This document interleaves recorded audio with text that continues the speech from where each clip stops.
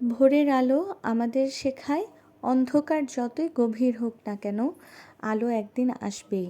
দিনের শুরু হোক ইতিবাচক ভাবনায়, কারণ সকালটা যতটা সুন্দরভাবে শুরু করা যাবে আমাদের পুরো দিনের সময়টাও তেমনভাবে কাটবে, এটাই আশা করছি। নমস্কার সবাইকে, আশা করি সবাই খুব ভালো আছেন। ঈশ্বরের কৃপায় আমরাও ভালো আছি। যদি হাসি খুশিভাবে দিনটা শুরু করা যায়, সকালটা শুরু করা যায়, তাহলে দেখা যায় কি পুরোটা দিনই হাসি খুশির মধ্যে কাটানো যায়। এটাই আমি সবার জন্য কামনা করি, সবার দিন এবং প্রত্যেকটা সময় যেন খুব ভালোভাবে কাটে। সকাল টাইমটা খুব ব্যস্ততম সময়ে কাটে, ব্যস্ততায় কাটে। তো আজকে সকালে উঠেছি, বেশ তাড়াতাড়ি উঠেছি।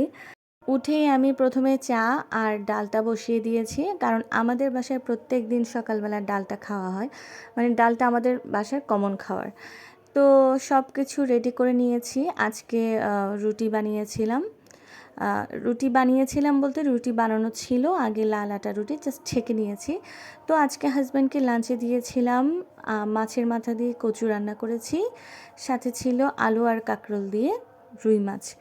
তো ওর লাঞ্চ প্যাক করে তারপর আমি ওকে ওর ব্রেকফাস্টটা দিয়েছি।